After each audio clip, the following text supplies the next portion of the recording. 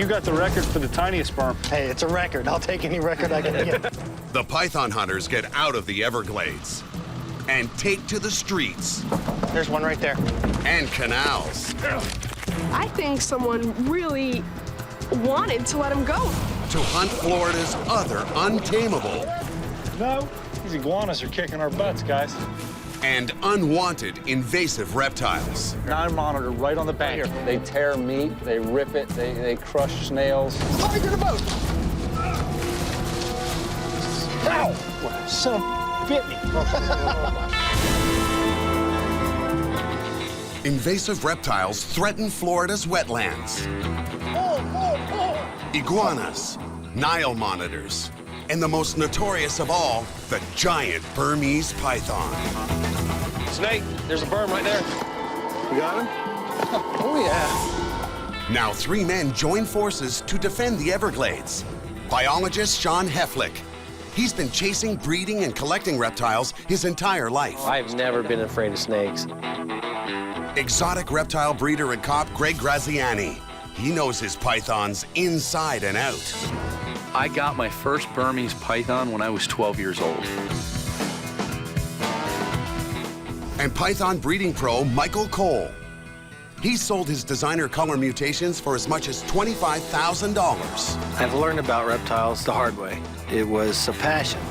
They are the Python Hunters. Right down there is where I caught the hatchlings, right? Somebody else caught some babies on this road too, wasn't it? The hunters are taking a break from the swamps to catch pythons in a nearby forest. So if there's been babies caught right here 2 years in a row, that means there's a mother that's sticking around here. We need to get out there and start looking for her. Game on! They soon discover the perfect breeding conditions for a mother berm. It's high and dry here. Yeah, it is. This is a good ridge. But more than pythons breed here.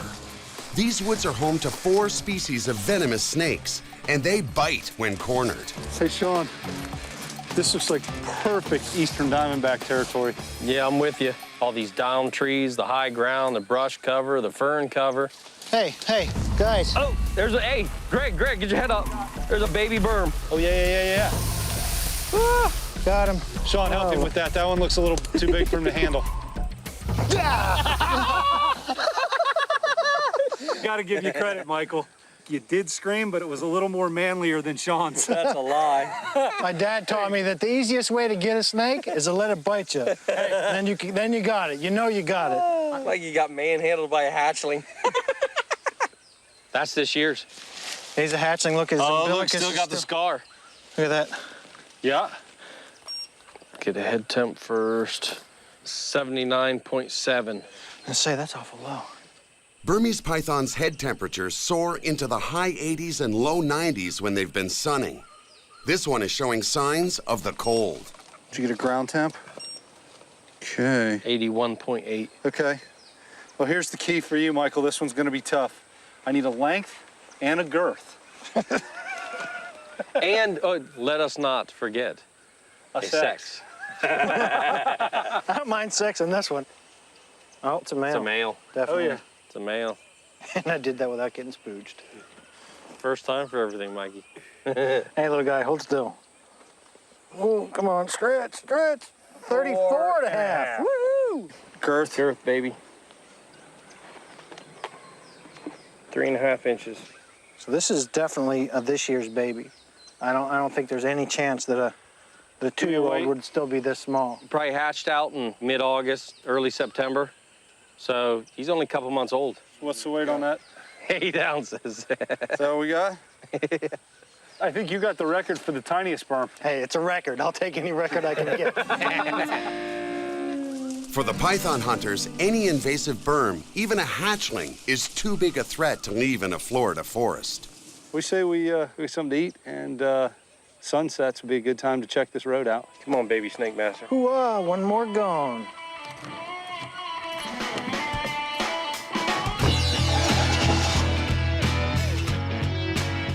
When the sun goes down, the cold-blooded Burmese pythons slither out onto the highways to raise their body temperature. Warm asphalt's an excellent hunting ground. There's something on the side of the road right there. Saw that. What was that? I don't know. It looked pretty big, though. Looked dead. Yeah, it looked like it might have been hit. Could be a berm. Let's go back and look at it. Every year in the U.S., almost 400 million animals become roadkill. There. Yeah. It's a snake.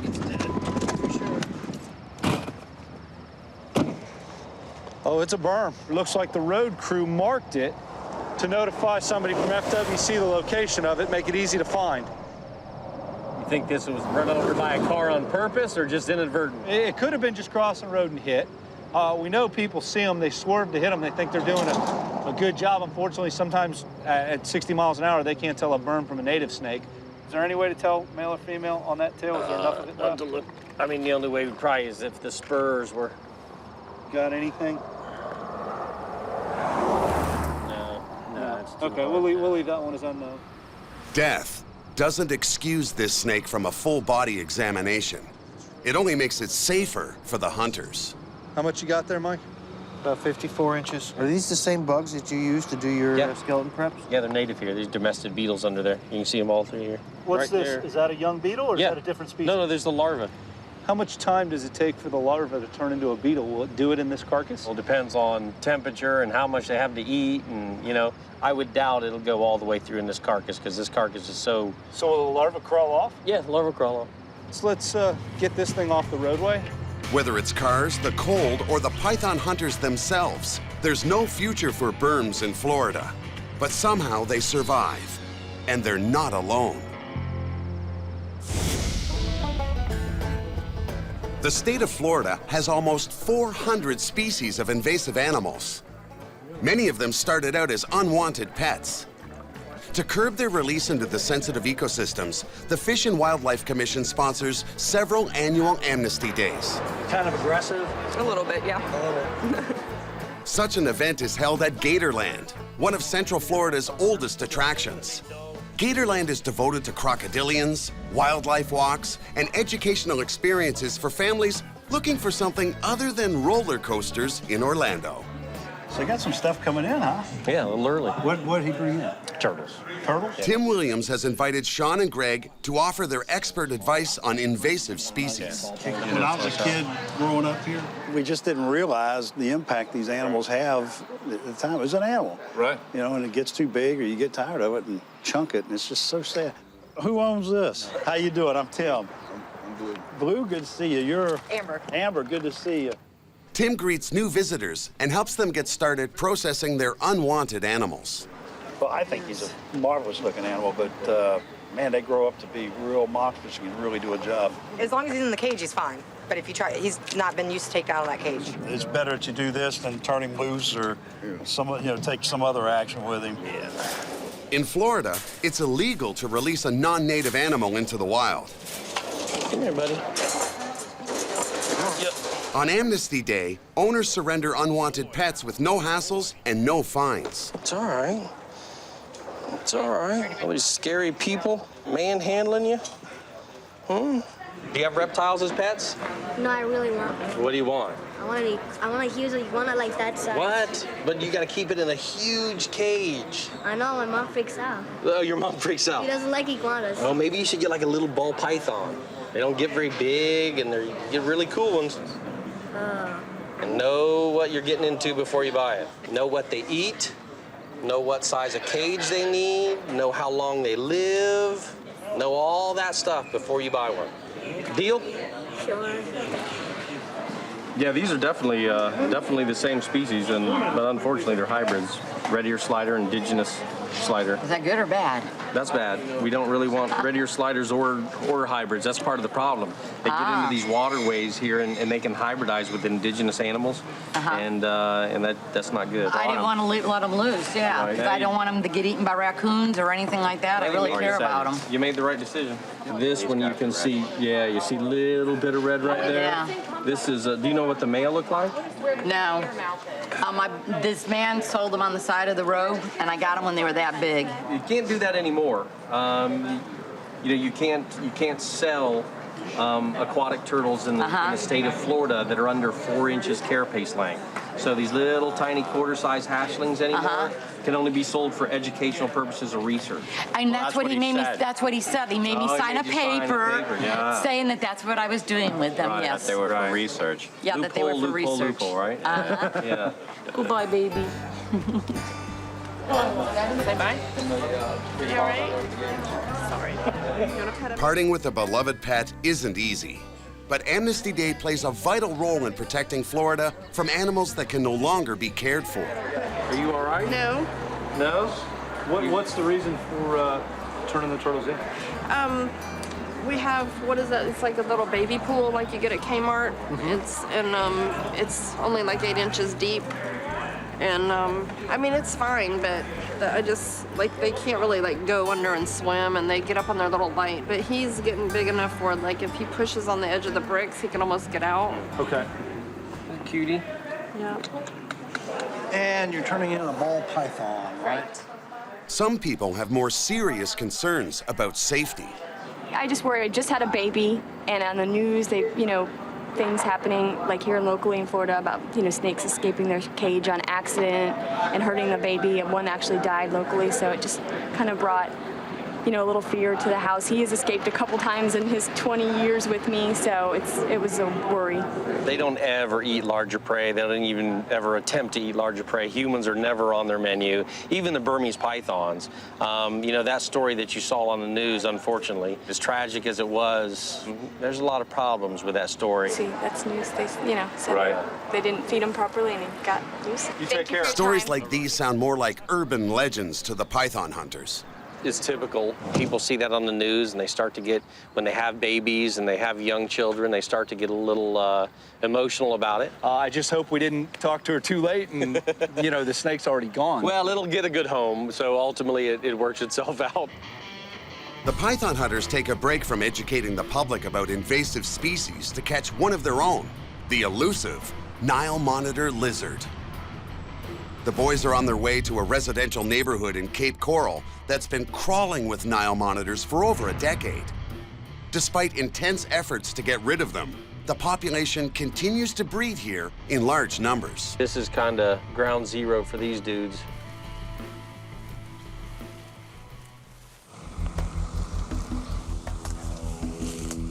This is where you've been seeing them in this grass? Where we've been seeing them, and all the way around this area, it's kind of Swiss cheese burrows.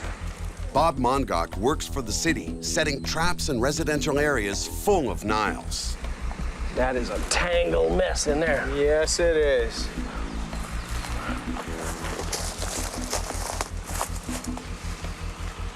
Wow, that's like Shangri-La. It's so thick and swampy, and there's no way you could follow one of these things in there. It's thick. Well, we'll keep our eyes peeled. The Nile monitor is Africa's largest lizard and can grow over 2 meters long. An excellent swimmer, the Nile hunts fish, frogs, snakes, and even crocodile eggs, making it an enormous threat to Florida's native animals. One local resident has gone way beyond trapping the nuisance. How are you? I'm Sean. Hi, Sean. You're the lizard dissector? I dissect the lizard. I've dissected probably 5.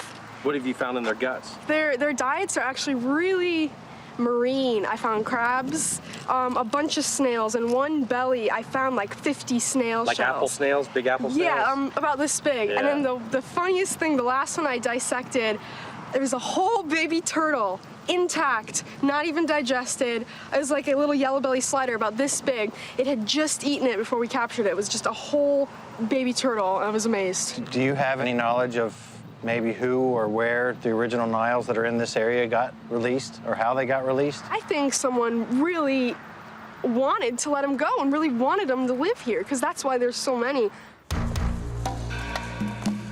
The python hunters look in on one of Bob's Nile monitor traps. How long's this trap been out? Well, we just put it out this morning. Is this a typical spot where you've been catching them? Well, sure. This is southwest Cape Coral, and that's where we primarily catch them all. This does look like a great area. You've got a lot of thick brush around the canal in this corner here. You've got a complete vacant lot across the street. There's lots of places for them to go here and there and stay under cover, so It makes sense for them to be in a place like this. Let's skate on down this shoreline here and see if we see anything. Check this big snail shell out. That is a huge, there's a couple of them right here. Those are huge. Those monitors wouldn't be sucking something that big down, but all of the babies and that, they would just be eating them like candy. Is that an invasive species, or is that Yeah, those are non-native. Ours don't get that big. Oh, well, look, right here, look at this. Here's a mass of natives, which is the white, the bigger ones on the left, and then it's the non-natives right here, the pinkish ones.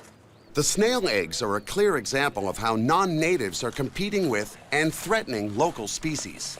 Using the same exact habitat and niche. Oh, look at this, look at this. If you can see out there, see all the young snails on those roots? And they're all over. Just under the water's surface, it is just covered in snails. They said they found in the belly of those. Tons of them. She said close to 100 or whatever. Yeah. And I believe it. Look at this. This is just like a buffet. There, yeah. This thing looks like it just wants a kiss. Sean, you gonna eat that or what? Let's let him go back down here. Lots of good food for Nile monitors here, that's for sure. So you've seen this guy? Yeah, several times. Yeah? My son saw him, as a matter of fact, yesterday night when he was walking the dog. You saw him right here? Right here, yes. He walks around the neighborhood, goes over the street. My son saw him yesterday night. Wow. He walks over my seawall. I live like 3 houses down the road. What happens if somebody tries to approach him or you get close to him? I tried that once. If you come close enough, it stops a little bit. It comes a little closer, it runs, it jumps in the canal. You afraid of these things? You think they're a safety issue? I got respect. That's what I hear of them. If they bite, it's getting nasty, you know. It's a wild animal, but afraid, I would say no. You said you have them around your seawall, and there's a burrow or something over at your place. Could we go take a look at that? You can have a look at it, of course. Jeez, look at all these shells. Holy cow. This Nile is using a dock as a perfect cover for its burrow. Somebody's got a nice spot to eat. That looks like a couple of burrows, and I can see one from this angle. Yeah, there's a bunch of them here. But there's so much food here and cover that they're just in heaven. Ugh, I've never seen a snail population like this. Niles are extremely aggressive and have voracious appetites. They'll eat almost anything, even small domestic animals like cats. I smell something dead. Turtle. Yep, soft shell. Hey, Sean. Dead turtle for you. Stinky. Would a monitor get a hold of, I doubt it. Doesn't have any scrapes on it. There's no bite marks, no nothing on the thing. Guys, something big right here. Just went in? Yeah. I heard it. It was not turtle-like. It was gator or lizard-like going in. You could hear the swish. Man, that is one elusive little creature. Niles are much harder to catch than Burmese. They can run up to 25 kilometers per hour and have been known to stay underwater for up to 60 minutes. They usually come back up. They usually don't sit if they're unmolested. Yeah, there's enough foliage, though, that he could have squeezed up, just have his nose up in that over there and not see him. All right, well, let's head on, continue that direction, and see if we find another one.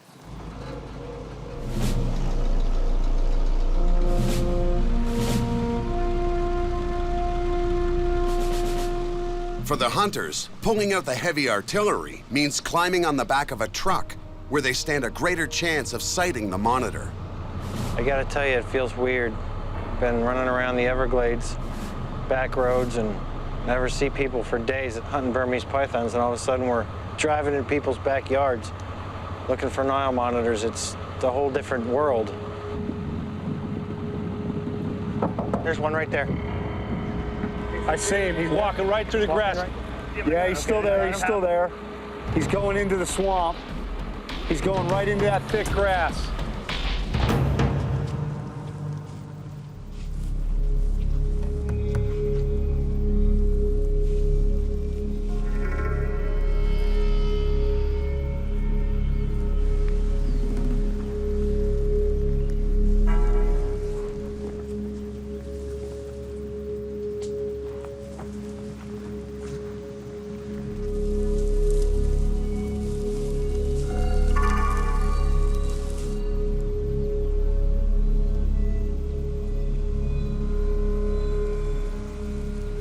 I think he headed deep in. I'm standing in an area where he's got it. I think he ditched. I think he went in. Come here, look at this. It's all matted down? It's all matted down right here just behind the grass. So nobody can see him. He's got a trail coming in this way and a trail going out right through there. You can sun right here all you want. I think I heard him off to the left when I was standing there. When you guys came up on him, was he moving because of the vehicles, or was he just on He was just moving. He was just back and forth, kind of meandering like they do, you know, side to side. Once they head into this, there's no way to track them through this stuff. You poke an eye out and lose a testicle or something.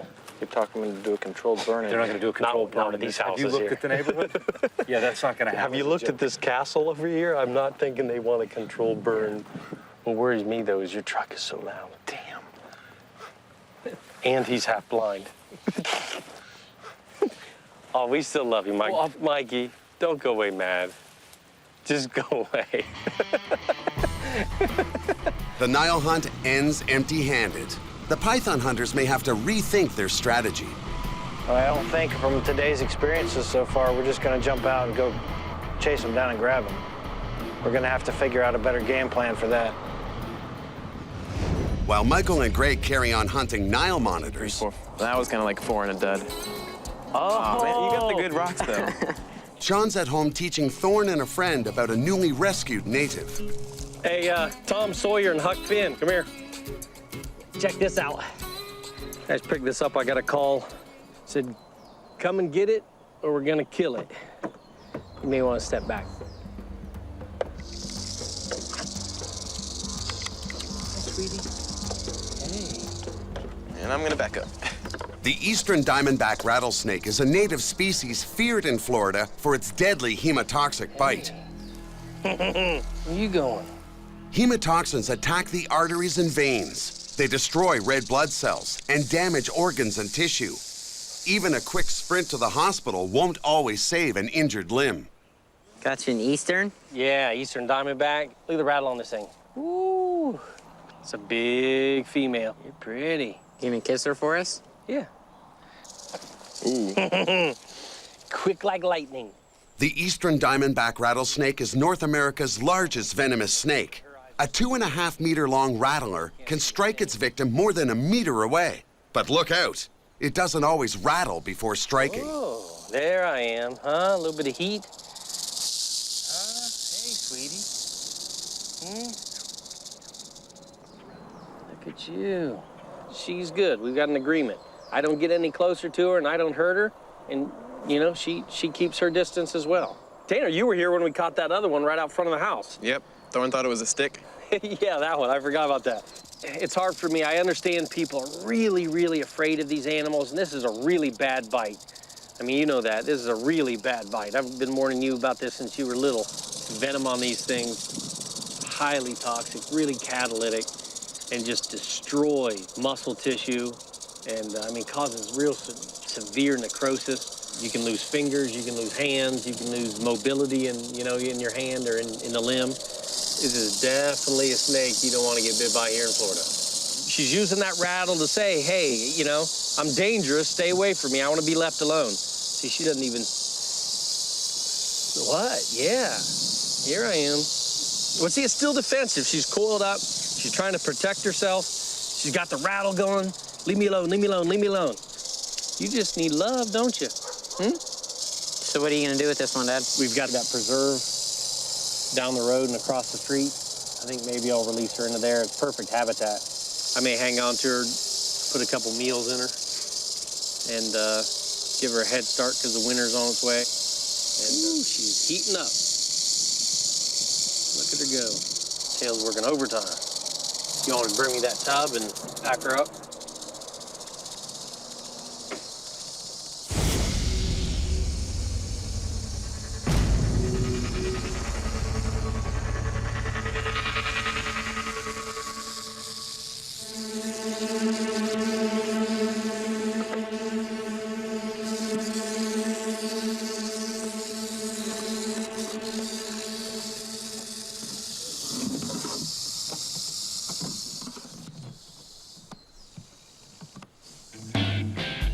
While Sean prepares a juicy rat for his new lodger, Greg and Michael continue their quest to capture a Nile monitor lizard. After a washout in Cape Coral, they hatch a new plan and head east to another canal in crisis. What's up, Nick? Hey, Michael, how you doing? Pretty good. Man, you're all Local right. breeder and collector Nick Mole captures invasive species in Florida's canals. Do you have any ideas of how they got here? Local pet store that also did some importing may have unintentionally had them released, and they started to populate the canal, which is right behind their facility. Unintentional releases are often attributed to hurricanes. Some people prefer to set reptiles free rather than leave them caged to face winds of 280 kilometers per hour.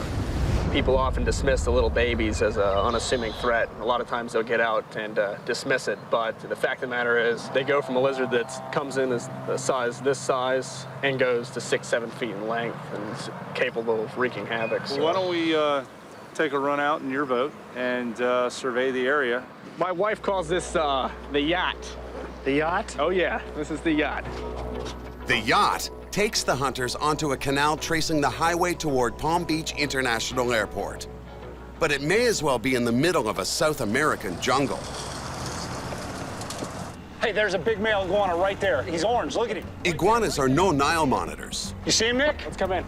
But they are another one of Florida's invasive species that competes for space with native animals and damages infrastructure. There he goes, there he's going. Let's see where he's going. He's going higher. All right, he's right above it. Get up there, Michael, get up there. Michael, get up there, Michael. Come on, Michael. Michael, get up there and get an eye on him. Iguanas will jump 6 meters or more out of trees to avoid being captured. We go into these palms. We probably went. Yep, there he goes. Oh, he's in the boat.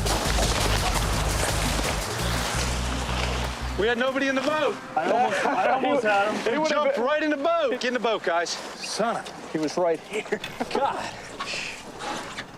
That was a monster male. That was a monster. Iguanas are capable of producing clutches of 60, 70 eggs in a shot and 2 or 3 times in a season. So it's not going to take long with just a few breeders for them to totally repopulate this canal. Oh, big guy right here. I see him. Male sitting on the grass right there. See him? People have been releasing iguanas into canals for over 40 years. Now their descendants are out of control. Just lift your head up when you want me to come.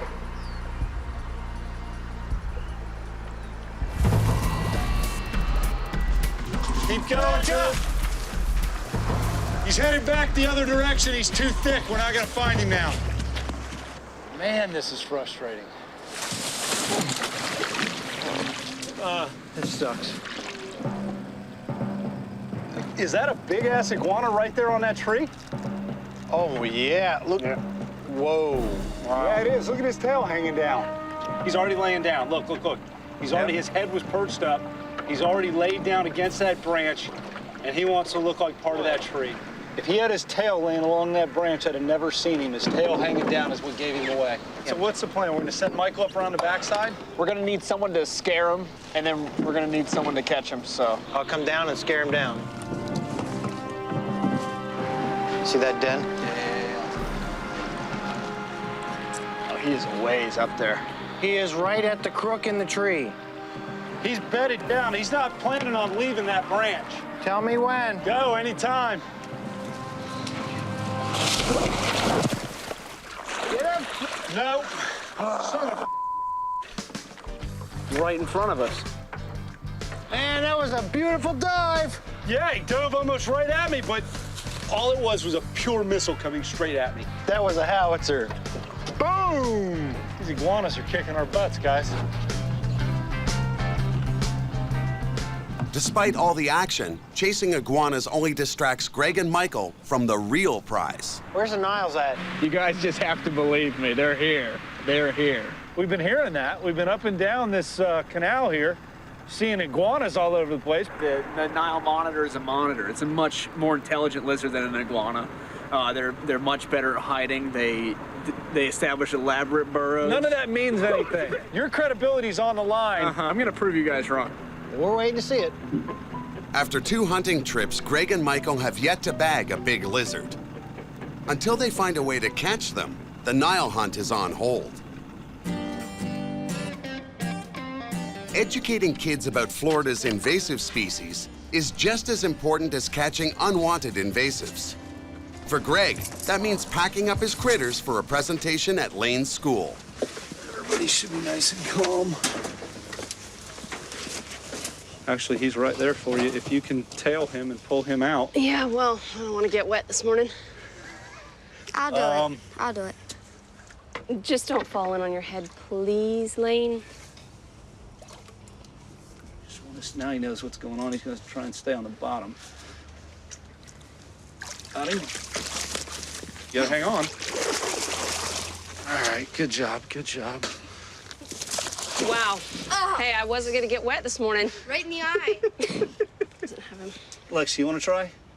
Get your tail up. There you go. Got his tail. Hold it. Just hold him in there. Hold him in there. Don't splash. Lexi's all right, there we go. getting wet. I got him. It's all right. Jeez. There you go. We haven't had Skipper out in a while. You hear him? He's a little agitated. Don't get alligator all over you. How you doing, buddy? Usually he wouldn't try to even bite us. Oh, would he's he? not. 'Cause he's shy? He just wants to get down. He doesn't want to bite us. But if I put my finger in his mouth, He will bite. he'll chomp down on it, that's for sure. All right, go ahead and set him down in there. Lane selects a pet not many 9-year-olds can handle, a 3-meter-long reticulated python. Get his head quickly and control it, or he's going to keep crawling back in. There you go. Lexi grabs a threatened species and a native to Florida, the eastern indigo. You hold this. Hey, Mom, remember that one time For me. that the snake peed on me at the presentation?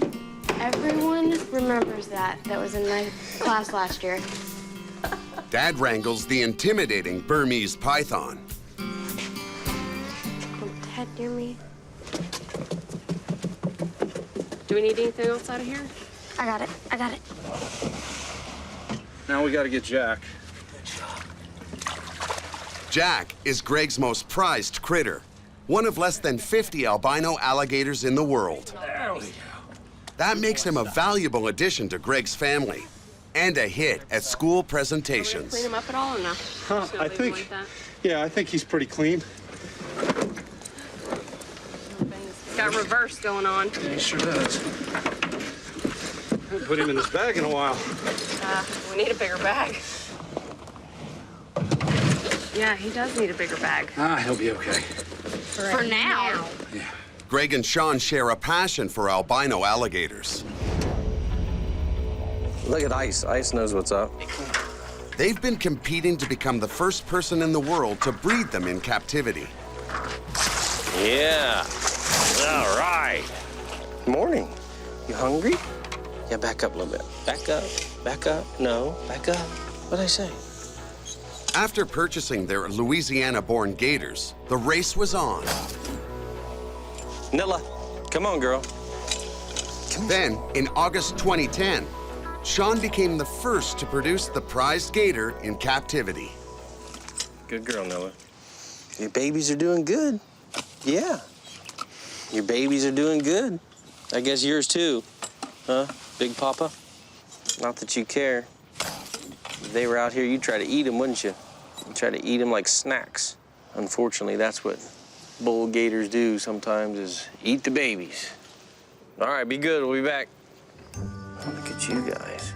They're my kids. They're my children. A lot of people thought that albino alligators wouldn't reproduce, that they, had some lethal gene or some sterility, which would preclude them from, having fertile offspring. When we got the eggs and you helped me take them out of the nest, we were psyched. And then when we saw that the eggs were fertile, we were even more pumped up. And then when these things pipped out, this household was just, on cloud 9. And the best part of it is, Greg thought that he was gonna do it first. We beat him. You're laughing at Greg? Yeah, that's funny, isn't it? Yeah, laugh it up. Greg does about a dozen school presentations each year. How you guys doing today? Good. In Florida, educating children about snakes and alligators is just as important as learning to swim. How many of you guys have seen the show Python Hunter? Okay, do you guys remember a snake? Do you remember a snake that got all chewed up by the vultures? Guys, I got it burned. Bad shape. Oh man, something's been eating him. He's alive. Oh, he's very much alive. Look at that. Ah, look at the injuries to that animal. Oh my, watch it. You got it? That's Something literally ate this while it was alive. While it was alive, couldn't get away. Wow. If you look at the beaks on vultures, they're tough. I mean, they are designed to rip flesh. See this? Boom. That's boom, a mouth. Yeah. boom, boom. That's chunks taken You out. know, just chunks after chunks. I will lay money that when this thing was cold in a catatonic state almost, Something was picking it. something just came up and was eating it alive. We named that snake Chewy because he got chewed up by the vultures, okay? And Chewy's healed up, and he's one of the snakes now that we use to train other snake catchers on how to catch wild pythons. But I don't want anybody to walk up on the snake because this snake will strike and bite. We'll make sure he doesn't get under the truck, and we're gonna make sure he doesn't get to the people, okay? You want this?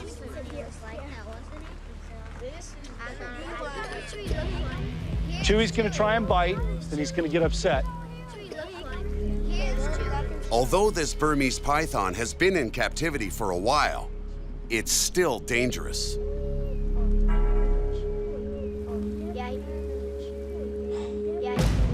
Good shot. Oh! That's nasty. The Burm is Florida's most notorious invasive species. Greg uses him to share a valuable lesson with the kids about them. All right. We have some animals here like the Burmese pythons that aren't supposed to be here. So we want to remove those out of the environment so that you guys can still enjoy the Everglades the way it's supposed to be with the indigos and the king snakes and the rat snakes and the things that are supposed to be there. One of the things that we like to teach people is how big the animals get, because when people see them in the pet store like this and they're really small, they don't realize that they're going to get big enough to eat large rats and rabbits. And then they don't know what to do with the animals. So if you're ever looking for a pet, especially a reptile or something that's not mainstream, you guys want to do research on the animal and find out what it eats and how big it's going to get. Reticulated pythons grow between 7.5 and 10.5 meters long, so they aren't easy pets to feed or house. How big around can they get? That snake can get big enough around to eat a small deer, sometimes even bigger. There are big, beautiful native snakes in Florida as well. This is the largest native Floridian snake that we have, is the eastern indigo. He's going through a shed right now, and that's something that a lot of people don't ever get to see them actually shed, but it just slides right off. Right where it has slid off, the snake is actually sterile at that point. So right now, this snake is as clean as it could possibly be. Here's something really interesting too I'm going to show you. They actually have a scale over their eye. And when I peel this back, it's going to be like a contact lens that comes right off their eye.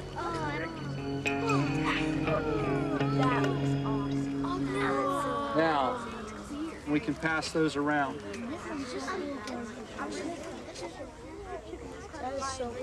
I'm going to bring out this next one.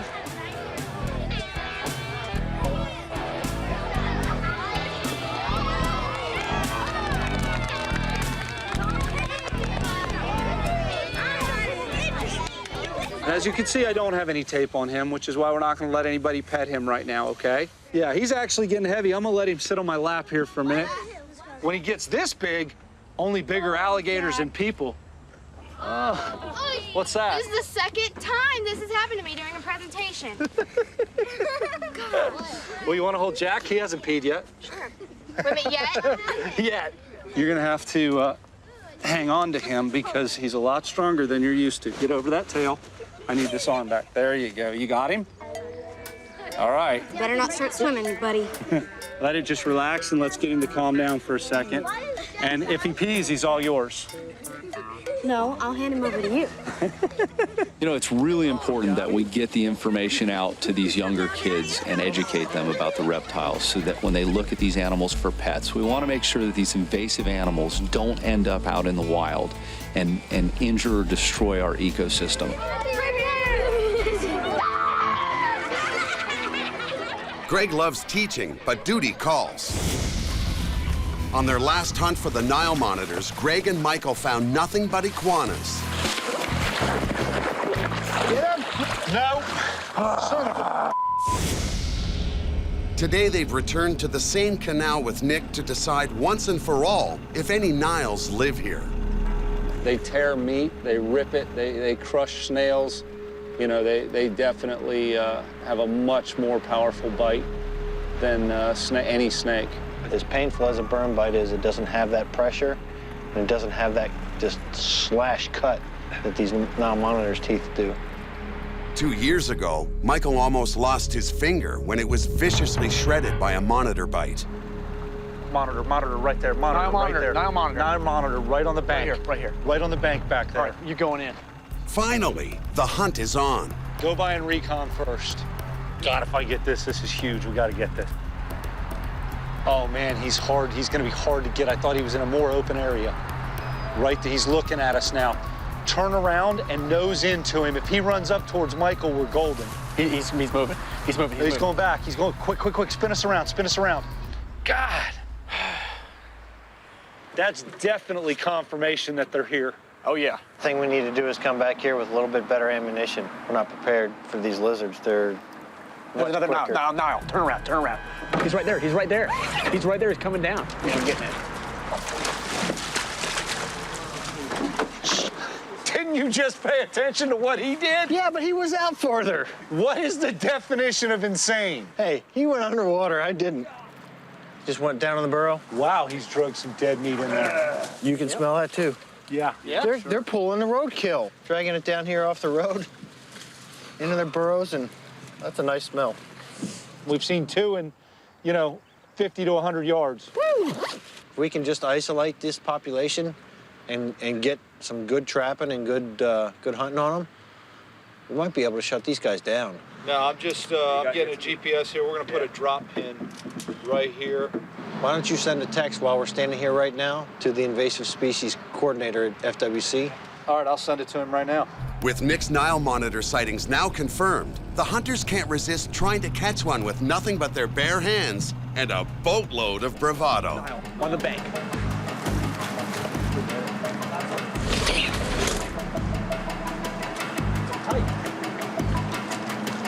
You got his tail? You got his tail? Yeah. Watch out. He can't turn in that pipe. I got his tail. Where is your... Which way did he go? Feel that? Yeah. You got that. A good-sized lizard. Get a grip and maybe swap out. I don't know if there's enough room to even move my hand out of the way. You got it. Okay. Got it? Yeah. Okay. Yep. All right. Good grip? Got it. All right. God, he's wedged. Hey, I'll tell you what we can do. But you know There's what? a tip of this tail. We can get DNA. We can take the tip of this tail that's broke. Do you feel it? Ow! Son of a bit me. Really? Yeah, hell yeah, he did. Look at the saliva on my thumb. Look at how dirty my hand is, and look at where he cleaned off my thumb. A Nile bite can be very dangerous and painful and should be tended to by a physician. While they aren't venomous, their saliva does contain nasty bacteria that can cause severe infections. He's off in the unknown. At least we could say we all had our hands on one. I touched it. You touched it, I got bit by it. He got bit by it, you had your hands on it. Let's get out of here. Let's get out of here. I just think the chances of us actually being able to capture them right now is with the tools we've got is slim to none. We're gonna have to come back with a net gun and with nighttime, whatever it is we need to do. You don't bring a knife to a gunfight. Or in the case of invasive lizards, empty hands to a Nile monitor hunt. Let's see what we got. Test this new net gun out, baby.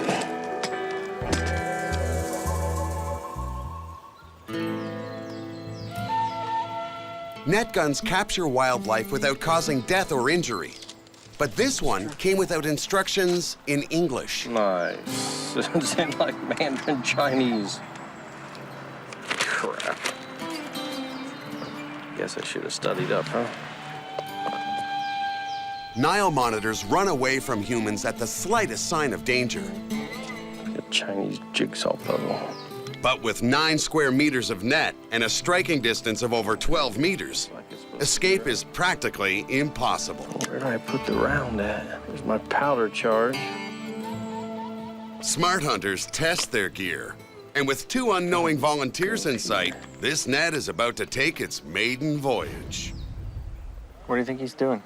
I don't know. And here he comes. What do you got? Hey, boy. Got a gun in his hand. Almost had you, baby. That worked pretty decent. Yeah, that came out beautifully. Yeah, as long as it works. If I hadn't pulled my shot, I think I'd have Greg all right there. I noticed he was aiming more towards me than you as well. Yeah, I noticed that too. I was happy for that. That was a bigger target. I had to go for the biggest target. He goes there. You plan on using that now? Huh? So we using that again, or what? I was just being ready. Just being ready? Walking around with a live load in there? What? Here it is, going. Come on, man. I caught one, Mikey. Can you get out of that? Yeah, I'm sure I can get out of it. Now we know it works. He's got his head through a hole. This ought to work real nice on those Nile monitors, boys. Oh, yeah. Now fully armed, they've returned to Nick's infested canal to catch their first Nile.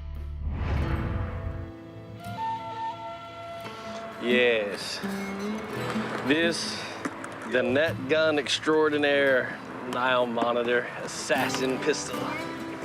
And if Greg gets too out of line, I'll just net gun his ass. It's gotta go this way, obviously. With the net gun packed, Sean takes the lead and the catch position in his boat. Well, from what we've been seeing, just like over in Cape Coral, look at that tree right there. It is just plumb full of those exotic apple snails, and we're seeing them all over the banks. And, you know, they were finding hundreds of those in the stomachs of those Niles they necropsied. So you can pretty much bet that here, that's probably primarily what they're eating as well. Well, this is their perfect habitat. There's holes there, holes there, holes there. Great places for them to crawl into and den.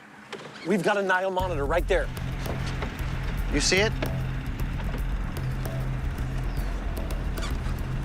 Yeah. It's straight off the bow.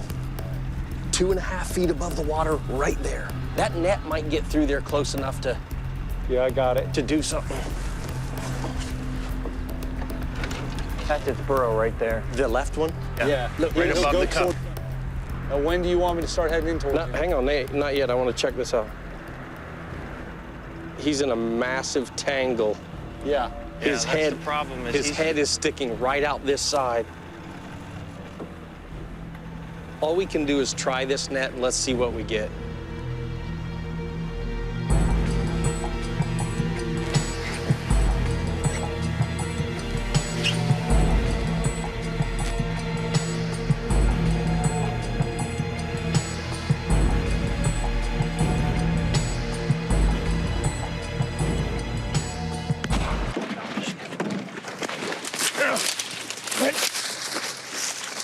Got her? I got her. Don't get on me, don't get on me. Can't get away with you that close, Michael. I'm back. Hold on. No, get that net over. Go this way, go this way. She's on there. Get her. Woohoo! Yeah! Got her? Oh, get that up. Let me see that. Oh, yeah. Oh, that's gorgeous. Look at that freaking thing. Look at this thing. Make sure he's got a good grip. I got it. Yeah, I've got his back legs here. She's coming out fighting if Look she comes loose. at that color. And she is gorgeous. When they get something in that mouth, between the razor sharp teeth in there, and when they grab a hold of something, if they can't swallow it right down, these front claws will just shred it. Look at that. It's like a velociraptor right there. Did you see when I laid my hands on her and we both tumbled to the ground? The python hunters have finally captured their first Nile monitor. The animal's journey from pet to problem to property of Fish and Wildlife Commission has given Sean, Michael, and Greg a taste for a new mission: to take on Florida's most destructive and invasive species, wherever they may be, wherever they roam free. Good grab, man. She almost hit me on my nipple.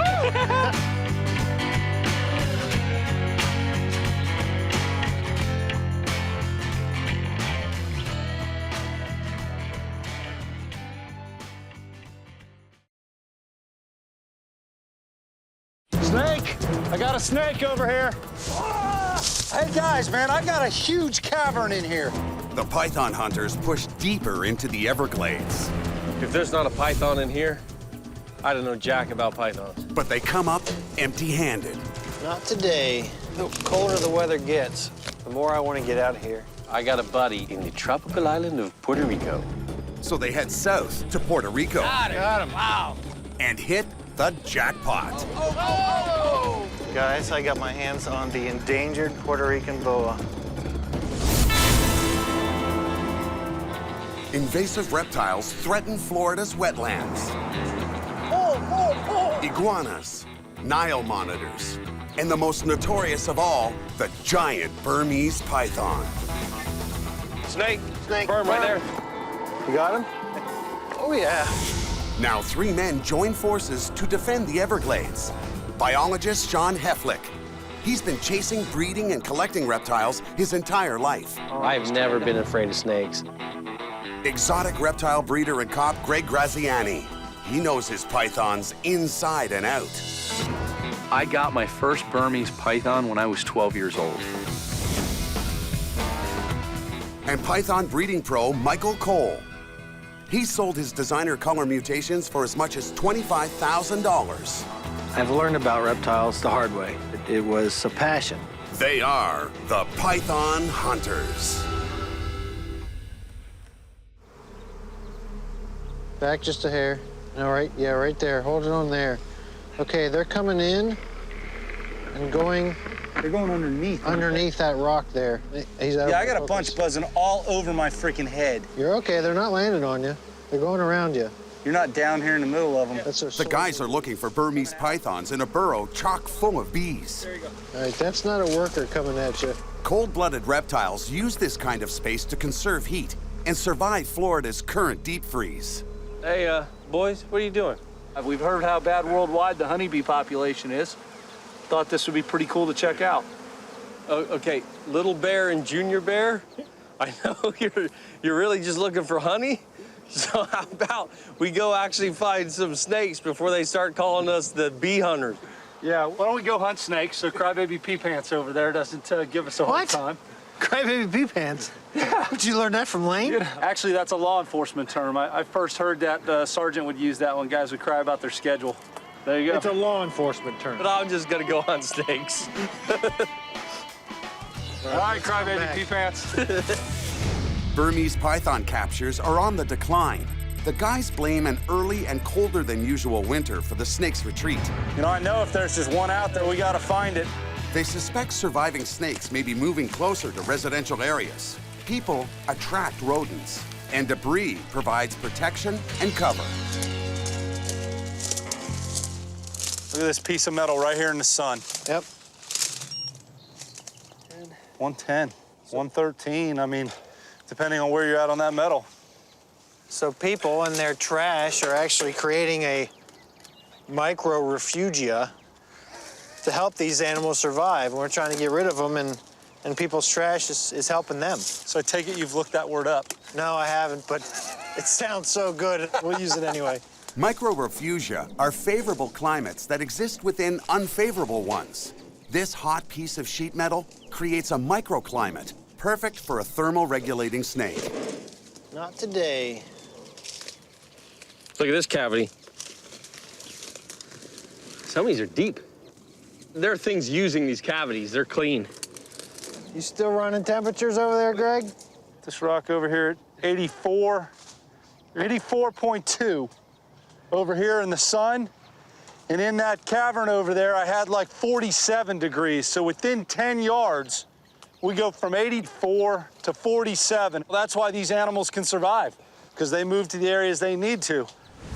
Burmese pythons come from the tropics, where temperatures reach 34 degrees and rarely fall below 20.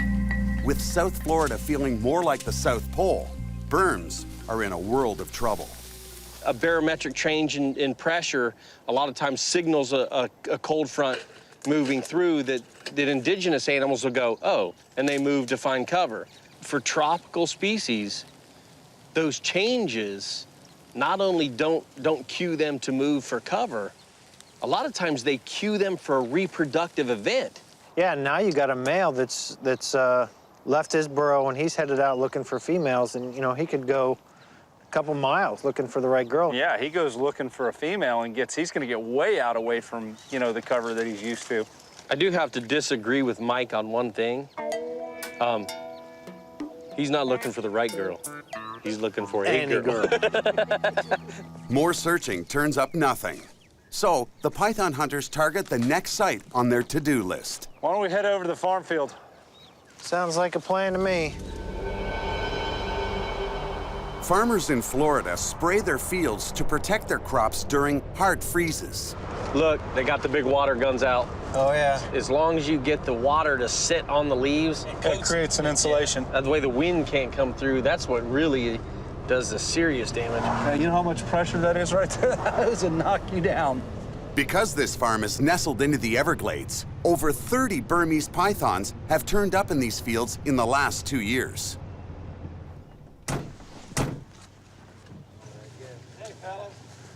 How you guys doing?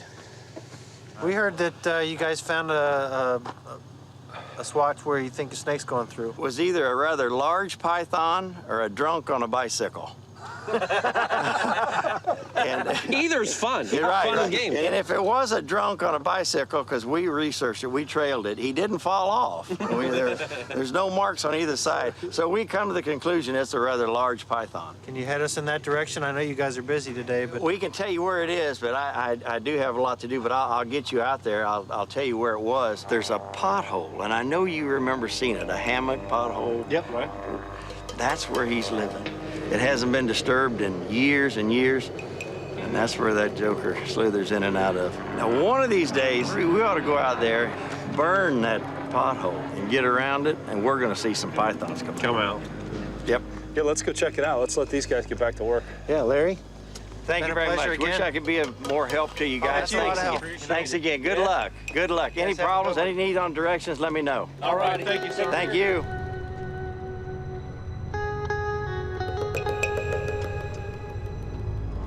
That's it right there. Oh, I see that, yeah.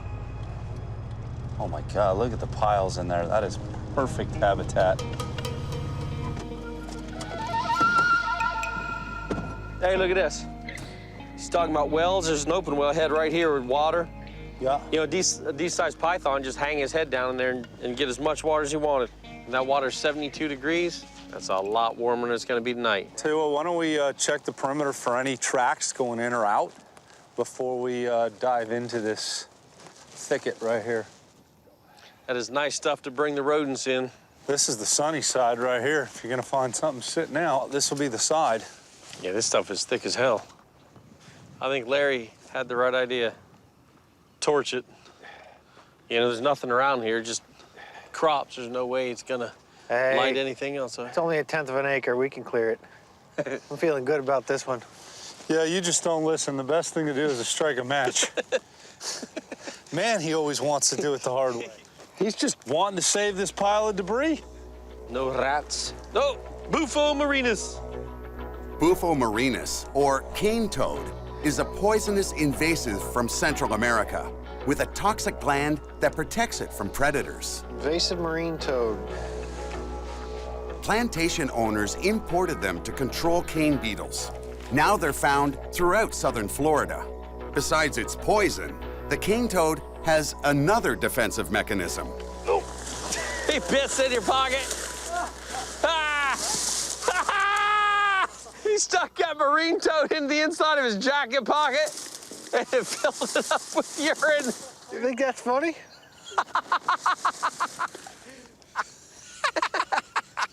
That's great. What the hell are you doing? I didn't bring a bag with me.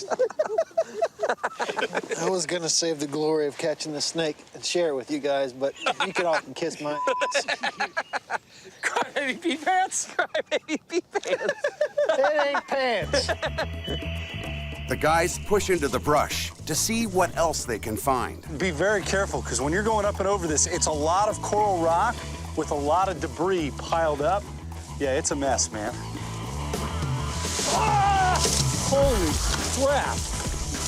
Hey, you guys all right over there? Yeah, I'm kind of stuck. What? I'm a little stuck. Are you serious? Can you get out? You all right? I'm working on it. God dang it. Oh, yeah, Mikey. I think we can cover this. I can't even see anything.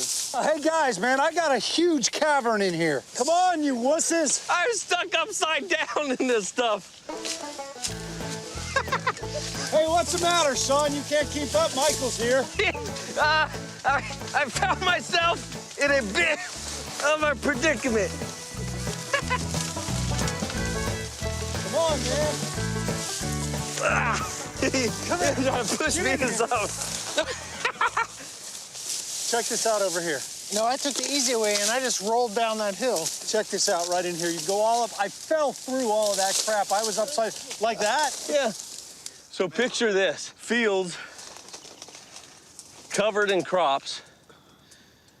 Crops covered in rodents. And you have an island paradise with cover, food. There's water over there in a basin, and nobody messes with you. He said there might even be a well in here. More than likely, when they first started doing this, all these big coral rocks dug up, they probably dug that out to get to the water. This probably started as the well to feed all this stuff. I'm gonna tell you right now, if there's not a python in here, I don't know jack about pythons. Michael's bought a new powerboat. Now the guys can go faster and deeper into the Everglades to search for pythons. One of the coolest things about this boat is we can maneuver through these waterways like the Burmese do, getting from island to island. Work for you? Works perfect for me. The Everglades, 600,000 hectares, home to more than 50 kinds of reptiles. But the apex predator is the American alligator. Suddenly, it finds itself competing with the Burmese python, formidable predators that eat birds, rodents, and other mammals, almost anything they can swallow. Because they're excellent swimmers, this huge wetland offers pythons a billion places to hide. They look like some good open spots up there for basking in this cold weather. Yeah. There's a big tree over there. It's probably a good island. Start there and work our way back. That gives us a focal point to start at next time to go that way. Good deal. If we decide to bring Sean back. I mean when. It's like a pretty decent area. There looks like a good spot right there. This is some good cover here. Yeah, if we're gonna find anything today. This looks like a really good spot. It's thick, that's for sure. Good to go? Good to go, man.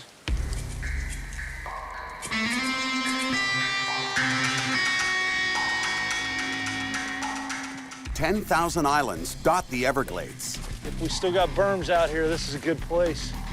Their thick mangrove and tall grasses make perfect camouflage for Burmese pythons.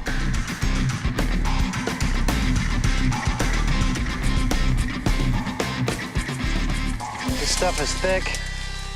It's nasty. This is that needle in a haystack, which makes it so difficult for us to get these berms out of the Everglades because of terrain like this. I mean, you're standing 3 feet away from me, I can barely see you through the brush. I've never heard you complain about not being able to see me before. So maybe we can find some rocks where these guys can get up and bask. Sounds good. They're searching for an open patch of sunlight where a cold-blooded reptile can recharge its energy reserves. Snake! I got a snake over here. What you got? Coming. Coming through. Not a berm. No, not a berm. What do you got? You're sitting up and look at this. Holy cow. It's a rough green snake. Rough green. That's an awesome find. He's healthy, too. The rough green is also called the grass snake. It eats insects and can grow to about 1 meter. Although common throughout the southeastern U.S., the South Florida rough greens are in decline for unknown reasons.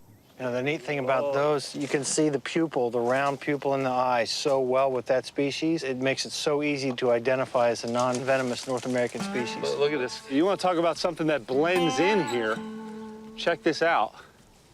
Look at that. I mean, you can't even... You'll lose him in a heartbeat. His head's way over here. Do you want to talk about camouflage? It doesn't get any better than that. No. And this type of growth. Yeah, look at what he's doing. He's shaking. Yeah, back and forth. It's a camouflage mechanism to appear to be just like the leaves. Chameleons do the same thing when they rock. Yep, when the wind Walk blows. up and down. Yep, they think. Yeah. Yep, there he's doing it again. He's yawning. He's yawning. It's so cool when they do that. You know, Greg, I would so much rather find snakes like this that belong here, that we can photograph and pick up and look at and let go on their way than berms. So much better. I totally agree. All right, man. Good catch. All right, let's go find something bigger. So where's this big boy you got while I was gone? Right there. Holy cow. Back at Sean's reptile sanctuary, this giant African sulcata tortoise is finding refuge. He is a machine. He's a beast. Look at that thing. Napoleon, I think you better find somewhere to hide, brother. Hey. So, they just found this? Where'd they get this? Come here, buddy. Somebody didn't want it anymore. It was at the shelter. Oh, so they just turned it in. Mm-hmm. He's a big animal. People don't understand. Look at the size of that beast. He's well over 100 pounds. Uh-huh. It's got to be. These tortoises make their home in the dry sub-Saharan region of Africa. This winter's cold isn't making it any easier to take care of them. They're calling for in a couple of days the low to be 25 degrees. Yeah, it's gonna be a long winter. Yeah, unfortunately. Maybe it'll snow here for once. Caring for the growing collection of reptiles at Sean's sanctuary puts a strain on Jen and Thorne. You're okay. You're okay. There you go. They could use some extra help when Sean's away, so he's interviewing a candidate for the job. He's Argentine black and white. It's a good-looking tegu. His name is Cade. Yeah, I've got a lot of big monitors and that as well, but most people don't realize that they need to set him up in a big cage like that. Mm-hmm. Can we get him out? Definitely. Is it a he or Sean's at Tara's house to assess how well she cares for her own reptiles. Look at you. You're handsome. Look at that tongue. I have the female jungle boa, and her name is Big Mama. Big Mama. She's hungry. Oh, yeah? So she's a little bit aggressive right A little now. feisty. You mind if I get her out? Fine with me. As long as I do it. You, but she's been striking a lot. Yeah. Yeah, I'm not food. Big Mama's up for adoption because of her aggressive behavior. In captivity, she could grow to over 4 meters, a potential danger for an inexperienced owner. You're all right, aren't you? Don't smell any rats, do you? No, you should just took a drink of water. Whoops, sorry about that. She had a throat full of water. Yeah, she did. Just pulled her out of her water bowl. Oh, yeah. This is my reptile room. Roughly 1 million Americans own exotic reptiles, so Tara's not alone. But the variety in her collection tells Sean that she's more than just an amateur hobbyist. Over here, I have a Molly Euromastics in Oh, here. yeah, I love those things. I'm a sucker for those high contrast animals. Yeah, yeah, it's a little beauty. And they've almost got like a beak like a bird and like a toad head. Yeah. You're pretty. Uh-oh, we got a bearded dragon. Yeah, this Oh, is my dragon. That's a nice setup. He's super friendly. And they make a really good pet. They don't get really big. You know, typically they're not aggressive at all. Part of me coming out here today is to kind of check out your caging and the healthier animals and do due diligence, so to speak. And I like what I see. We can set up a day and have you come out and check some stuff out. And, if that interests you, we can do it. Yes, I'd love that. Meanwhile, The other python hunters haven't given up finding a berm. Michael's new python chaser is just the thing to navigate the Everglades' 2,250 kilometers of canals. There's a couple of places to dock right in here.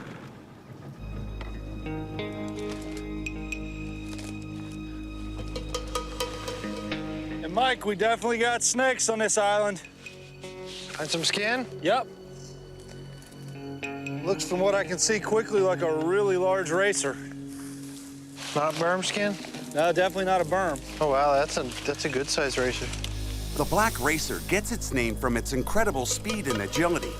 Racers eat just about anything they can overpower and swallow alive, like rodents, frogs, toads, and lizards. That's a whole skin, too. Yeah, it is. I'm hoping the head's on there. Yeah, it is. It is.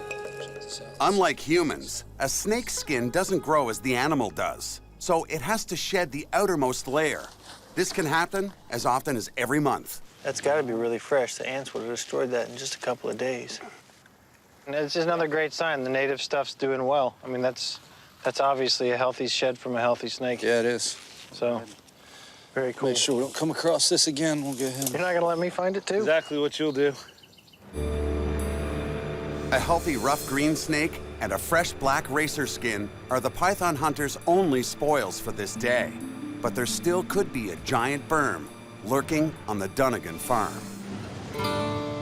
The arrival of a week-long cold snap in December is the earliest on record. For Greg, that means protecting his baby American alligators. You know, we've had some ridiculous cold here in December, which is just way early. And although these little guys can handle it, we opted to bring them in. Welcome to your nice warm bath. They've been around for millions of years. They were around when the dinosaurs were here. They're virtually unchanged. They're the closest thing to living dinosaurs that we have. And just like everything, people like the cute little babies, but then they don't know what to do with them when they get 10, 12 feet long. Greg has another special mission that can't wait. See, here comes one. Lane and Lexi rescued these Florida softshell turtles from the jaws of a marauding raccoon when they were still in their eggs. There's one right there. Oh, I see it. As a native species, these turtles must adapt to Florida's winter by nestling into the pond mud. You see, he starts digging.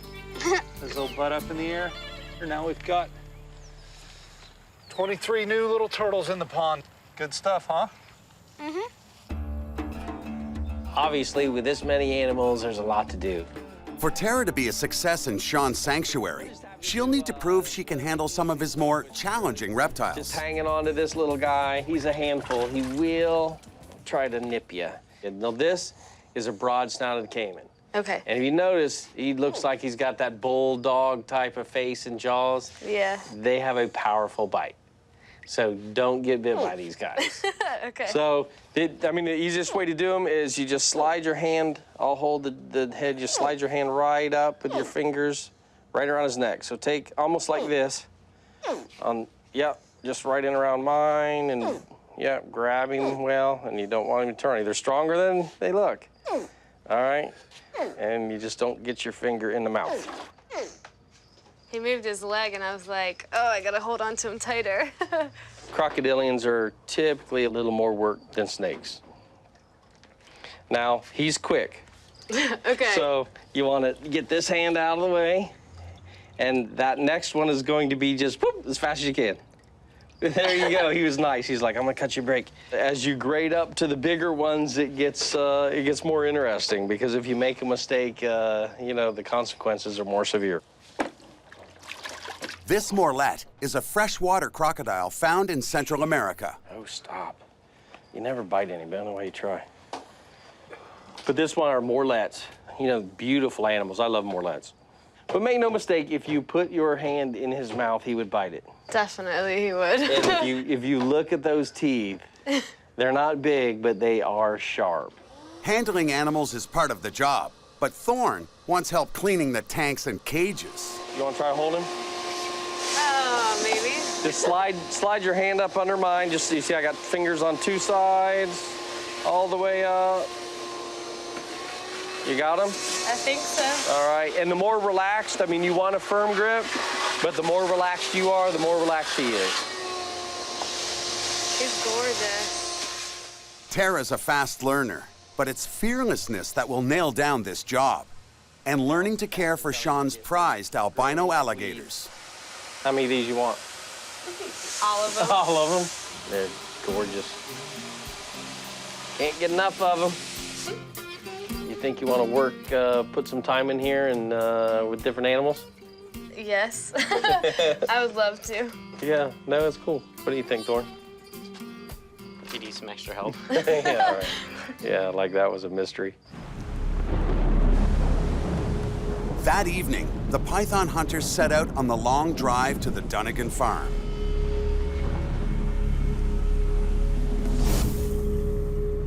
In the morning, they arrive planning to smoke out a large berm hiding in thick vegetation. Yeah, look how wet the ground is. I mean, the inside of that's got to have a ton of moisture in it. It puts the entire operation on hold. There's still standing water. Look at that. This was underwater yesterday. You can see how the water had leveled the land, and it's all gone, but right there now. Yeah. Down in that hole. Mm-hmm. Well, yeah, the inside of this is probably full of moisture. We'd end up with a muck fire. I don't see how we could get it started. Yeah. With More that smoke than anything. Green foliage and the debris that's in there is so soaked. It was torrential last night.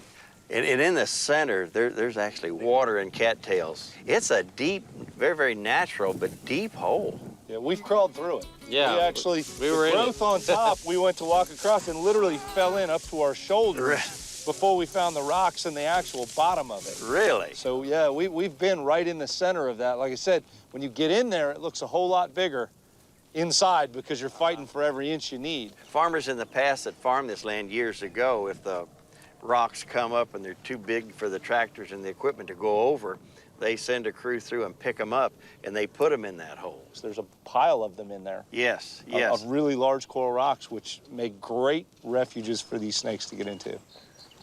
I know you guys are going to burn, you need to get rid of this pile and this debris. If you guys could just give us a holler, when it is dry enough. If you are going to burn it, we'd like to come out here, stand We'll the make perimeter you and that see if promise. it comes out. That's a promise. You'll be notified in plenty of time so you can get on down here and watch them run. Outstanding. All right. Appreciate it. Thank you, guys. All right. Thank You guys take care. Take care. Good luck.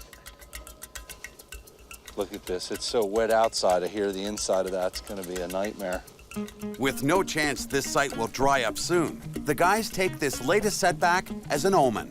It's time for a change of scenery. The colder the weather gets, the more I want to get out of here. I want to go somewhere where we can find live stuff. All right.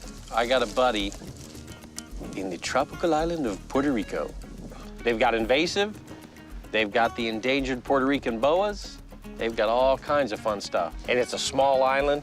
We can, if we take maybe a week, we can hit that whole island up and down and inside and out. We'll be back.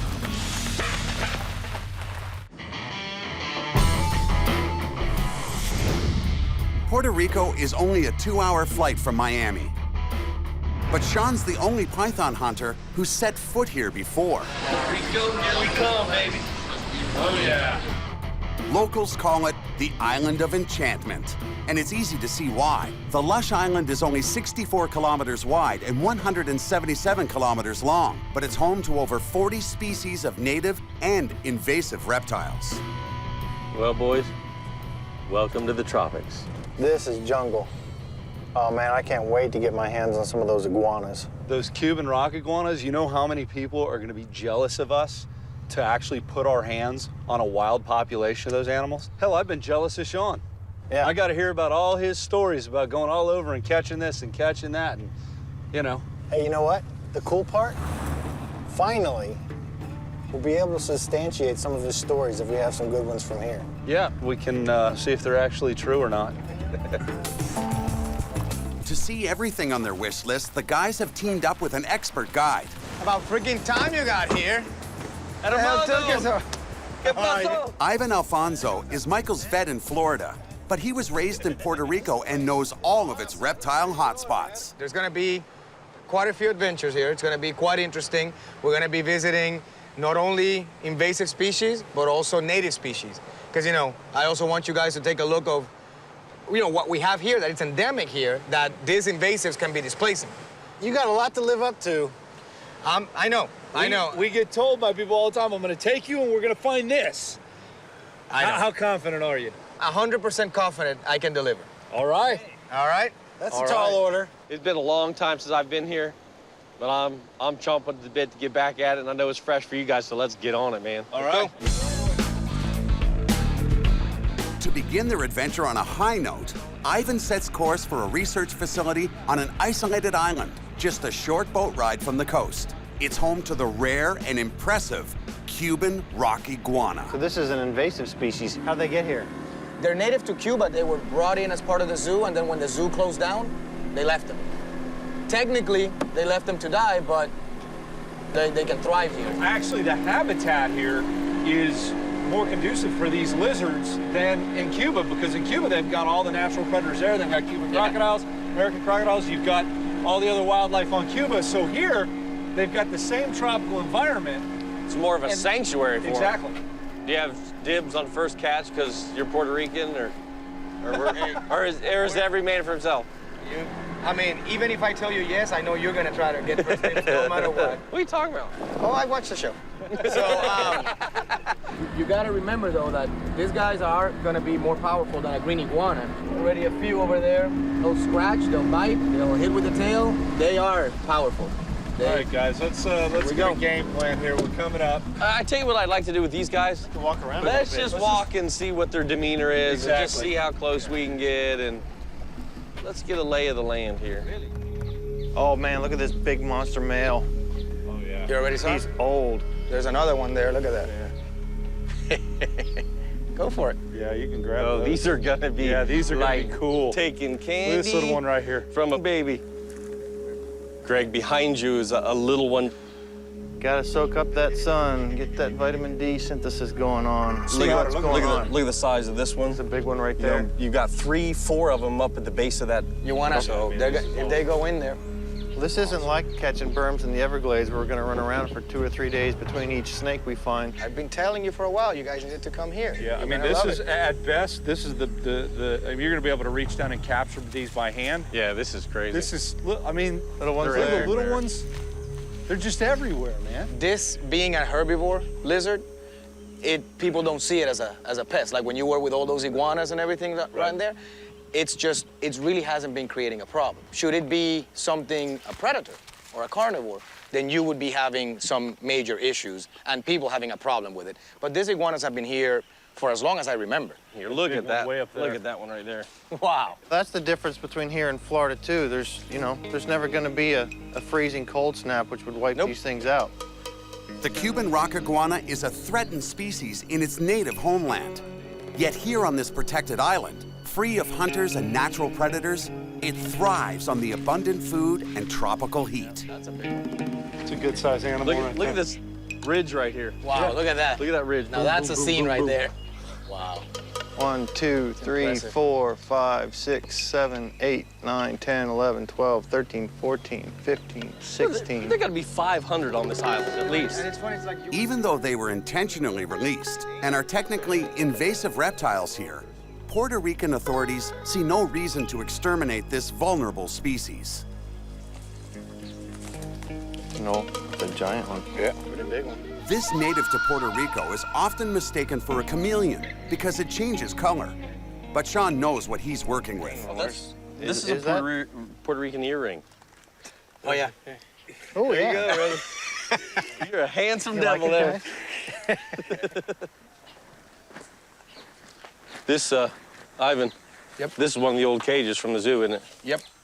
This could very well be the cage with its proximity to the mangrove and that they house these cyclura in. I mean, this is a critically endangered species. If the native range were wiped out, there's almost enough animal to start the population back up. This is an excellent reservoir for the species. There's always the possibility, should the animal become extinct, you can actually relocate some of these iguanas. Let's go catch some lizards, get some equipment, and have at it. They're just cruising along the building. The great thing about these, and we said it before, they've used these for old dinosaur movies and that. They just, you know, make them look like they're... Right in front of you, Mike. And that's perfect. Hold on, I'll run it back to you, Sean. Here we go. Watch him go now. Take this wow, side. That one's perfect.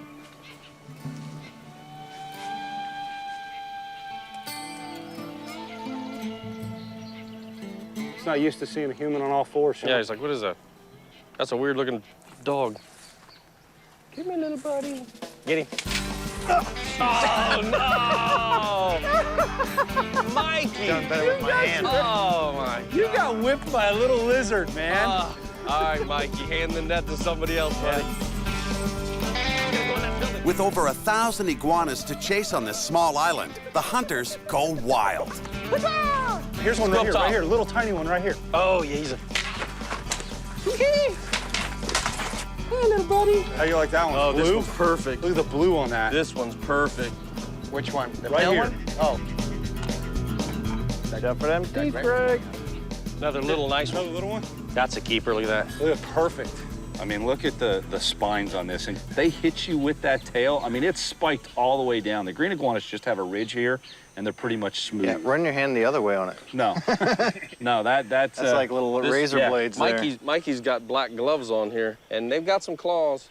And as much as they dig, look how sharp those claws still are. Yeah. Oh, yeah. I mean, do you guys understand how the people back in the States that are big into iguanas would go nuts? I mean, we just walk right up and reach down and pick these guys up. But you know the greatest thing about them?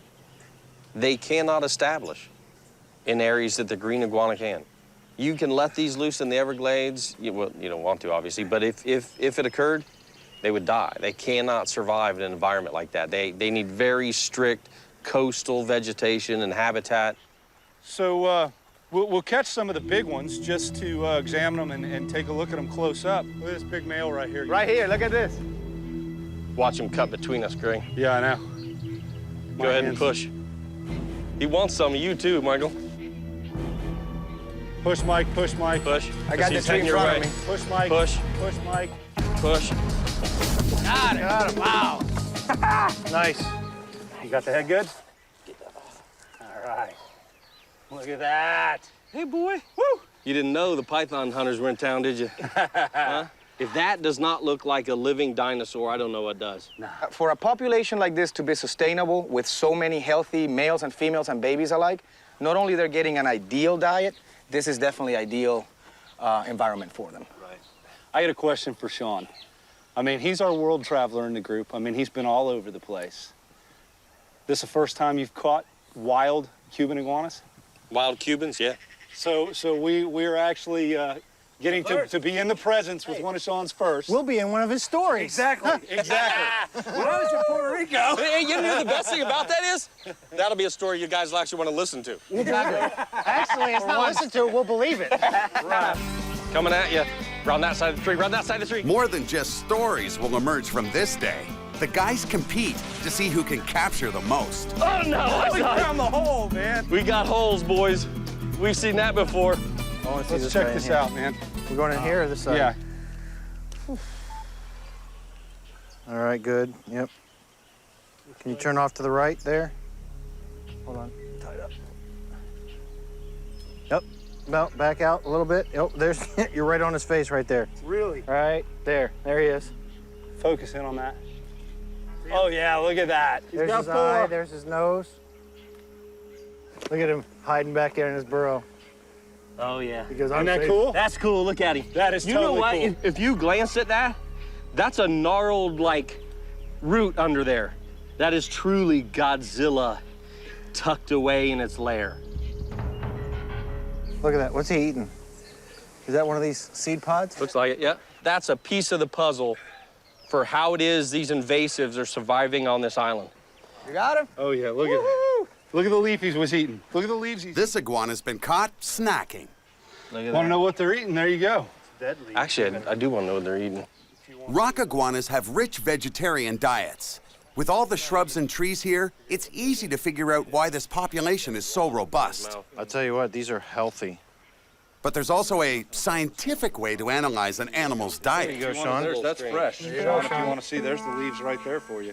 Don't think about it. Don't even think about it. You are the expert vet. But not everyone here shares Sean's enthusiasm for iguana turd. Don't think about it. There's absolutely nothing, no secondary anything. This is like straight leaf matter.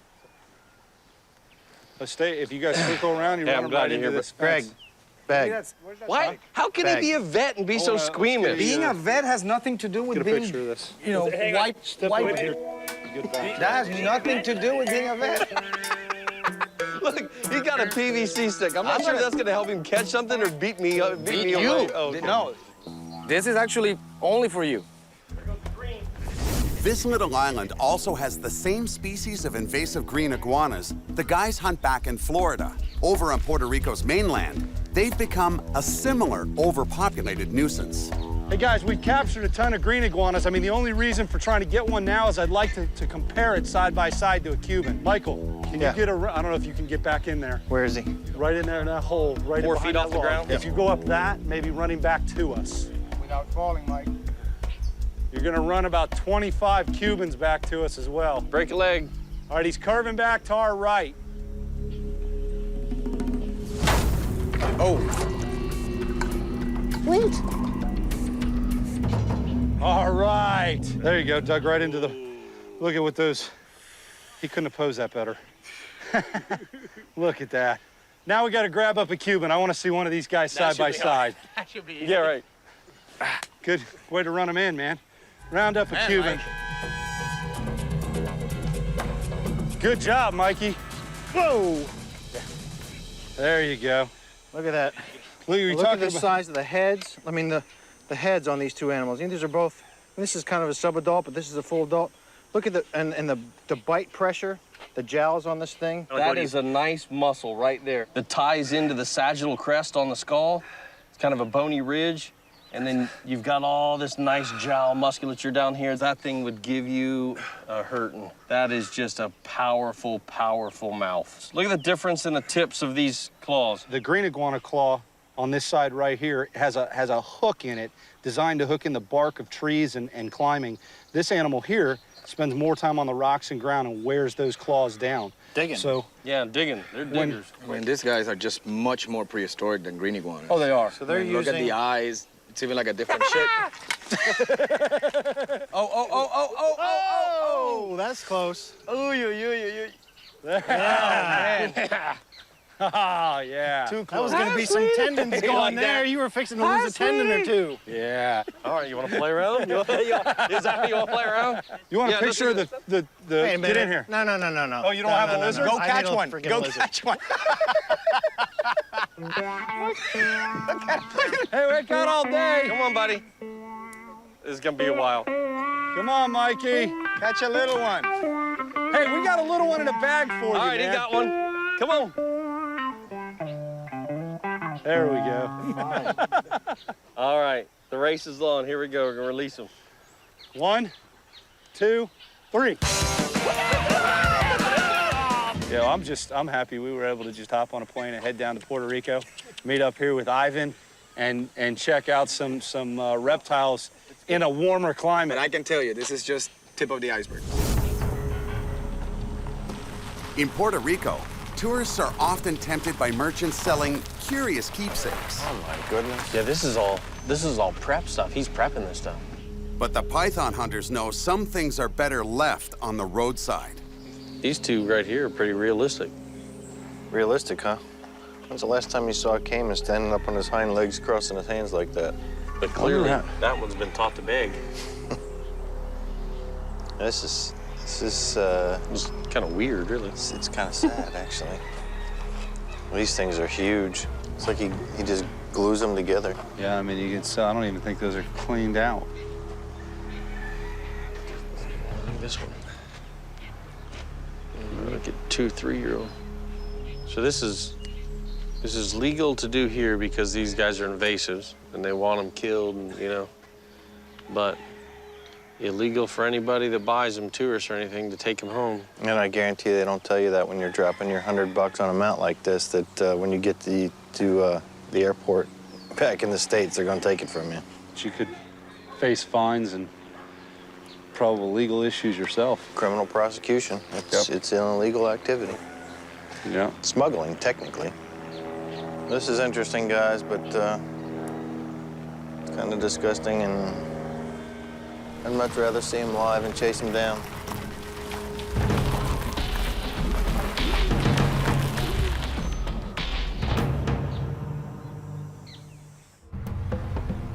Next stop on their Puerto Rico road trip, the famous Culebrones Cave near Arecibo. How's it going? Sean. I'm Bert. Joining them is Dr. Bert Rivera, a local biologist who will help them get a closer look at the unique creatures that live in the cave. Basically, what we have is a large population of bats, around 300,000 bats in this cave. And the boas come out, 300,000. 300,000? I'll be taking you down to the cave, and hopefully we'll see a bunch of boas eating bats tonight. Yeah, that's what we're here for. So 300,000 bats, you're talking about a pretty extensive cave system here.